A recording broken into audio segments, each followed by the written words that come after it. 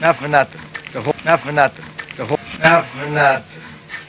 Not for nothing, but Could you tell me what she said? Not for nothing. But think is a verb, alright? Let's suppose you're about to make a small but meaningful comment, maybe giving advice, defending your point, or sharing something that matters. You might say, not for nothing. It means I'm not saying this for no reason, there's a purpose or truth behind what I'm about to say. I think you should double check that report. The phrase not for nothing is figurative, it means I have a reason for saying this or what I'm saying is important or true. It's often used before politely pointing out something or expressing an honest opinion. Yes, not for nothing but last person who looked at me like that. Monica, getting cold feet is very common. Monica, getting cold feet is very common. Could you tell me what she said? Monica, getting cold feet is very common. Let's suppose Monica is about to do something big, like get married, start a new job, or make an important decision, and suddenly she feels nervous or unsure. You might say, Monica, getting cold feet is very common. Or she was ready to move abroad, but then she got cold feet at the last minute. It means to suddenly feel scared or hesitant about going through with a plan or decision. The phrase get cold feet is used figuratively to describe someone losing courage or confidence right before doing something important.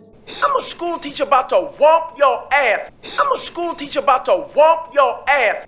I'm a school teacher about to whomp your ass. Could you tell me what he said?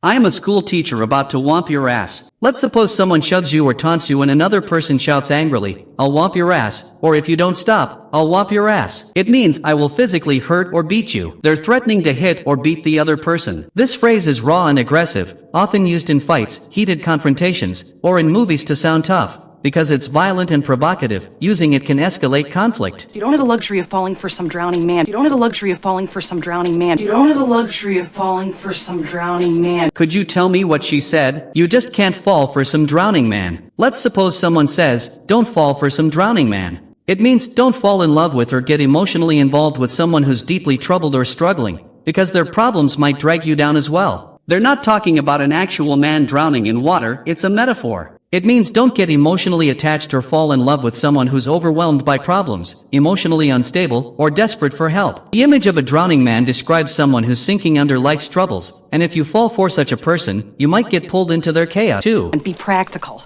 Practice and be practical. Practice and be practical.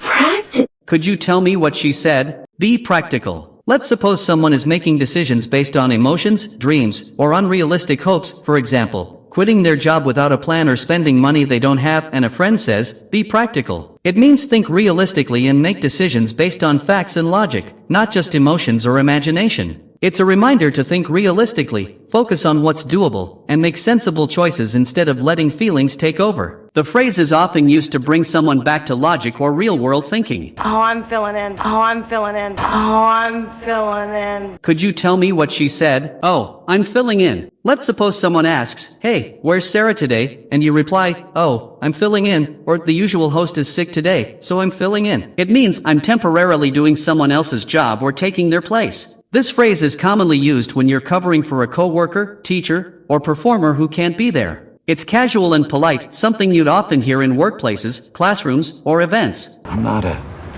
prick. I'm not a prick. I'm not a prick. Could you tell me what he said? I am not a prick. Let's suppose someone accuses you of being rude, selfish, or arrogant, and you respond defensively, I am not a prick. Or I didn't mean to hurt your feelings, I'm not a prick. It means I'm not a rude or unpleasant person. The word prick is informal and somewhat offensive. It's often used to describe someone who behaves in an inconsiderate or arrogant way. Using it can sound harsh, so it's better suited for casual or emotional conversations, not formal settings. This day has been a disaster. This day has been a disaster. This day has been a disaster. Could you tell me what he said? This day has been a disaster. Let's suppose everything is going wrong, you woke up late, spilled your coffee, missed your meeting, and then your phone died, and you say in frustration, this day has been a disaster. Or first my car broke down, then I lost my wallet, this day has been a disaster. It means this day has gone terribly wrong or been full of problems. The phrase is often used when a day feels completely messed up, full of stress, mistakes, or bad luck. It expresses exhaustion and disappointment, but it's also a common, casual way to vent frustration. Are you totally gone? Are you totally gone? Are you totally gone? Could you tell me what she said? Are you totally gone? Let's suppose someone is acting very strange, reckless, or out of control, maybe saying something wild or doing something completely irrational, and you ask, are you totally gone? It means, are you out of your mind? Or have you lost your senses? The phrase is informal and usually said when you're shocked or can't believe someone's behavior. It can sound playful if said jokingly, or harsh if said angrily, depending on tone. As a matter of fact. As a matter of fact. As a matter of fact. Could you tell me what he said? As a matter of fact. Let's suppose someone doubts what you're saying, or you want to emphasize that something is true, you might begin your sentence with, as a matter of fact. Or you think I've never been to Italy? As a matter of fact, I lived there for 2 years. It means in fact or actually, used to emphasize that what you're saying is true. This phrase is often used to correct someone politely, add surprising information, or emphasize a fact that might go against what the other person expects. It's common in both casual and formal speech. Fact to life. Fact to life. Fact to life. Could you tell me what she said? Back to life. Let's suppose someone or something becomes active, energetic, or alive again after being lifeless, quiet, or dull. You might say, it's come back to life, or after the rain stopped, the whole park came back to life. It means to become alive, active, or full of energy again. The phrase can be used literally, like someone recovering from an unconscious state, or figuratively, like when a city, room, or person regains energy, excitement, or hope. You tricked him, didn't you? You tricked him, didn't you? You tricked him, didn't you? Could you tell me what he said? You tricked him, didn't you? Let's suppose someone suspects that you fooled or deceived another person in a clever or sneaky way. And they ask, you tricked him, didn't you? You told him the meeting was at 7 when it was at 9, you tricked him, didn't you? It means you fooled or deceived him, right? The phrase is used when someone wants confirmation that you played a trick or used a clever plan to mislead someone. The tone can sound playful, teasing, or accusing, depending on how it's said. Yes, but we're not always masters of our options, though, are we? Yes, but we're not always masters of our options, though, are we?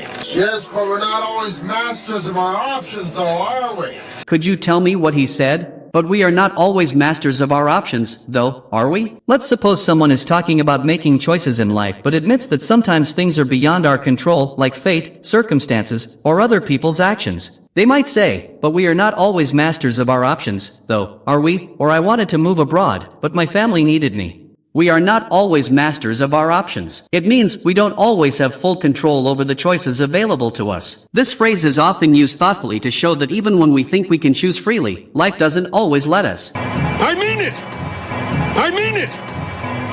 I mean it! Could you tell me what he said? I mean it. Let's suppose someone says something serious, maybe a warning, a promise, or a strong opinion, and they want the other person to know they're not joking. They might add, I mean it. It means I'm serious about what I just said. People often use this phrase to emphasize sincerity or firmness, especially when they want to make sure the listener understands their intention. Shoes are my signature accessory. Plus, shoes are my signature accessory. Plus, shoes are my signature accessory.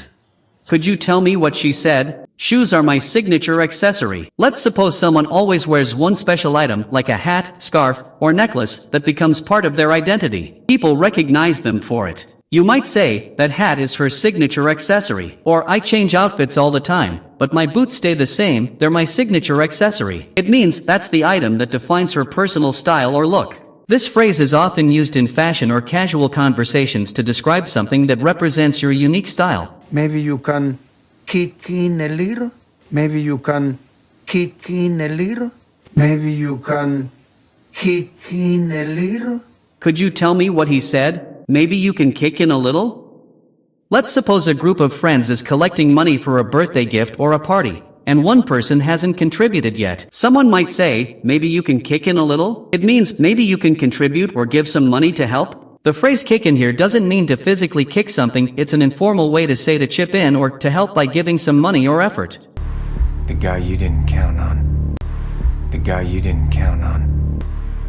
The guy you didn't count on. Could you tell me what he said? The guy you didn't count on. Let's suppose there's a competition or a tough situation, and everyone expects a few people to win, but then someone unexpected shows up and changes everything. You might say, he's the guy you didn't count on. It means the person you didn't expect or consider in your plans. The phrase didn't count on means didn't expect or plan for. So this line describes someone surprising who turns out to be more important or capable than others thought. You killed that girl to put me in a frame.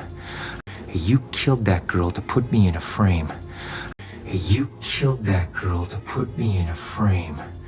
Could you tell me what he said? If you killed that girl to put me in a frame. Let's suppose someone is accused of a crime they didn't commit, and they angrily say this line, if you killed that girl to put me in a frame. It means if you killed her just to make me look guilty. The phrase put someone in a frame, or frame someone, means to falsely blame or set up someone for a crime they didn't do. So this sentence expresses suspicion that someone committed a crime just to trap or deceive another person. If this video has taught you something new, please like and subscribe.